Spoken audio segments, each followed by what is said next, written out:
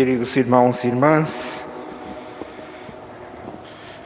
neste Dia Mundial das Missões, jornada missionária, gostaria de fazer a reflexão da palavra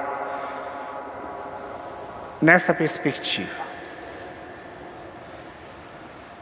A dimensão missionária da vida cristã, a dimensão missionária da igreja. É claro que a palavra que ouvimos é riquíssima e poderíamos escolher muitos elementos, mas, repito, trabalharemos a reflexão da palavra na perspectiva da missão. Primeiro, Deus abre um caminho. Deus propõe um caminho. Uma via para experimentar o sentido mais profundo da nossa existência, o sentido mais profundo da nossa vida. E todos nós sabemos que a plenitude da vida se experimenta quando amamos a Deus sobre todas as coisas e quando amamos o próximo como Jesus nos ama. É este o ensinamento da Escritura. E Deus, na sua infinita misericórdia, abre caminho e nos chama para, perseverando neste caminho, experimentar a nossa vocação primeiro. Na primeira leitura do profeta Jeremias, nós ouvimos o profeta que louva a Deus e que agradece a Deus, bendiz a Deus, porque ele abre um caminho de retorno dos exilados. Os exilados que tinham sido deportados para a Babilônia, para a Mesopotâmia, depois de um período, retornam à terra da promessa. E este caminho é aberto por Deus.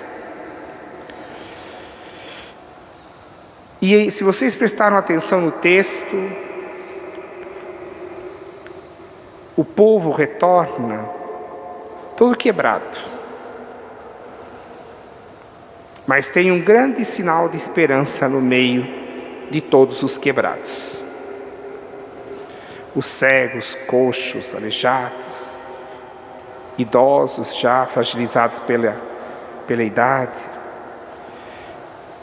Mas tem, na descrição daquele povo,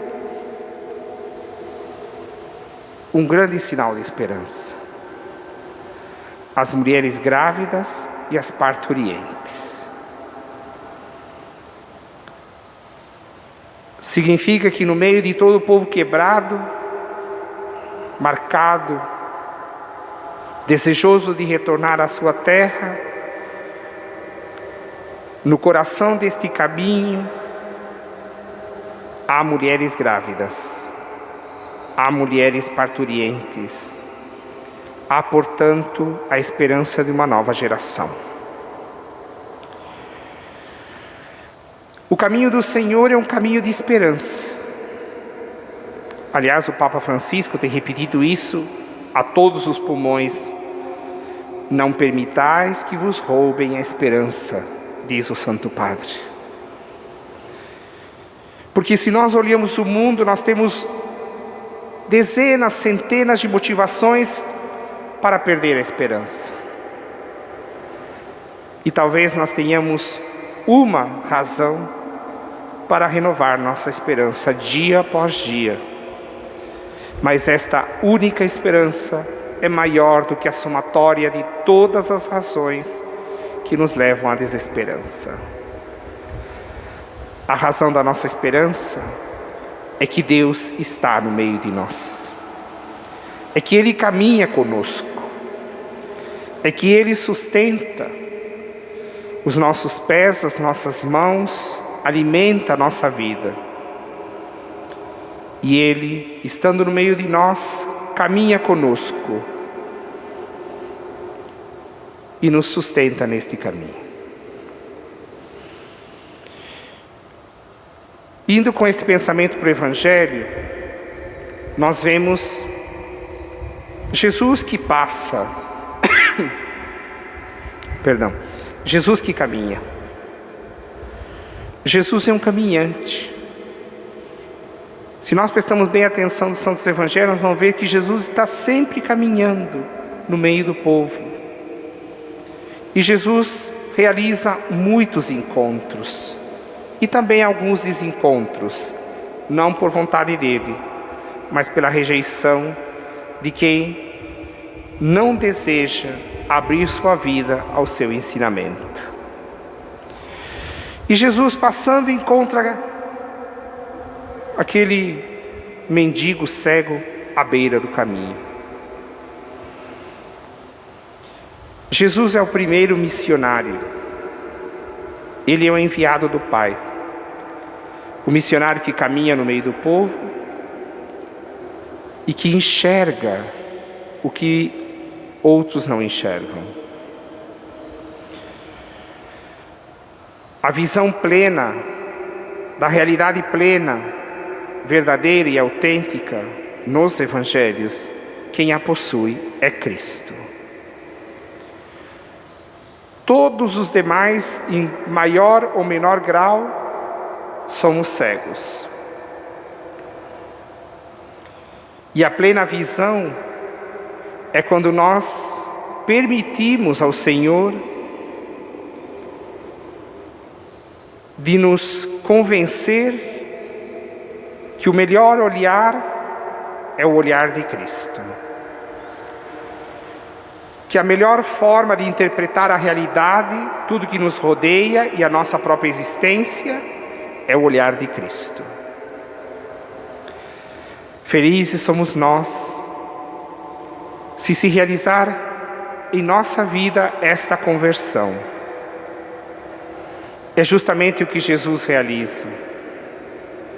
Como missionário do Pai, Ele enxerga e ouve o caído. Ele enxerga e ouve aquele que está à margem do caminho. O evangelista insiste, este homem estava à margem do caminho. E aí é interessante a gente observar como o evangelista apresenta a reação da multidão.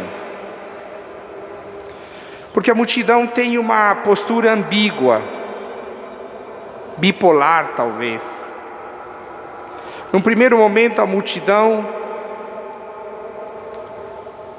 ordena e repreende aquele cego mendigo à beira do caminho. Cala-te, não perturbes o mestre. É a antimissão. É quando a igreja não permite que os pobres gritem e que se aproximem de Jesus. É a antimissão.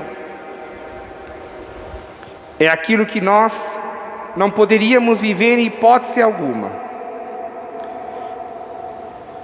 Calar a voz dos pobres e impedir o encontro com Cristo.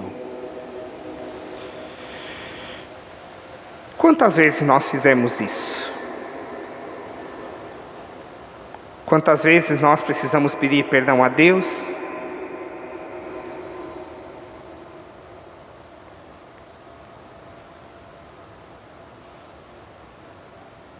No entanto, Jesus consegue transformar, pelo menos naquele momento, a atitude da multidão. Diante do grito, Jesus, filho de Davi, tem piedade de mim.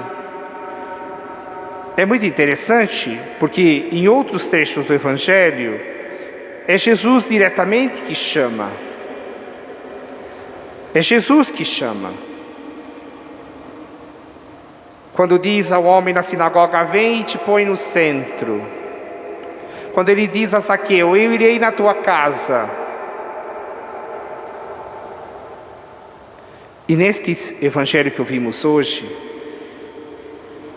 Jesus dá uma ordem, mas não diretamente ao cego, à multidão e aos seus discípulos: chamai-o. E repentinamente aqueles que estavam mandando o cego se calar, porque entendiam que Jesus não tinha tempo a perder com aquele homem, os mesmos que o repreendiam,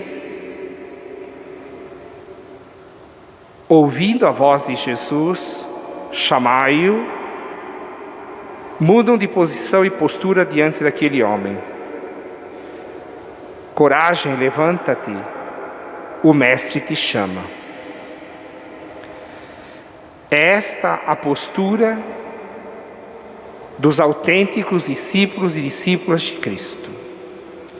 É esta a postura que o Senhor espera de sua igreja, que se deixa convencer, se deixa evangelizar pela palavra do Mestre: chamai-o. Fazei com que ele venha até mim, conduzi-o até mim, dai-lhe esperança, anunciai-lhe uma palavra de consolação e de encontro que muda a vida. Missão é quando nós temos a consciência de que o nosso modo de viver pode atrair muitos para Cristo. Quando nossa forma de enxergar o mundo e a realidade pode atrair muitos para o Evangelho. Missão é testemunho de vida. Por isso a missão é algo que é da própria identidade da igreja. Se nós cristãos não vivemos com consciência o testemunho do Evangelho, o testemunho de Cristo, o testemunho do reino de Deus, que é compaixão e que quer tirar da beira do caminho para incluir no caminho. E o evangelista, é claro, no final, depois desse belo diálogo de Jesus com este mendigo, o evangelista sublinha: e seguia Jesus pelo caminho. Vejam a força do testemunho e da missão. A inclusão e a participação deste novo caminho, do qual nós, sem merecimento de nossa parte, podemos usufruir. Que o nosso dia a dia seja um testemunho missionário. Que não sejamos obstáculos para que os outros se aproximem de Cristo. Que ao ouvir a palavra de Cristo, chamai-o, nós, com nosso testemunho, consigamos fazer com que os caídos se levantem, os que choram sejam consolados na presença de Cristo, na comunhão com Cristo. Supliquemos ao Espírito de Deus que nos confirme na consciência de nossa vocação missionária. E que o Espírito de Deus fale no coração da Igreja de Cristo e no coração de cada um dos fiéis, como cada um é chamado a testemunhar o Evangelho de Cristo.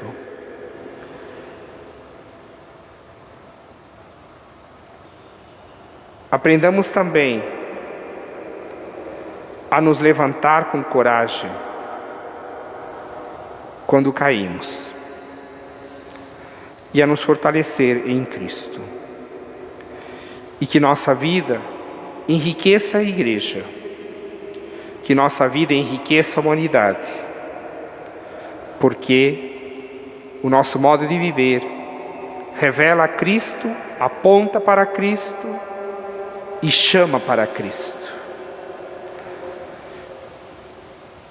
Agora nós vamos fazer a oração de invocação ao Espírito Santo, antes do momento de silêncio e de escuta,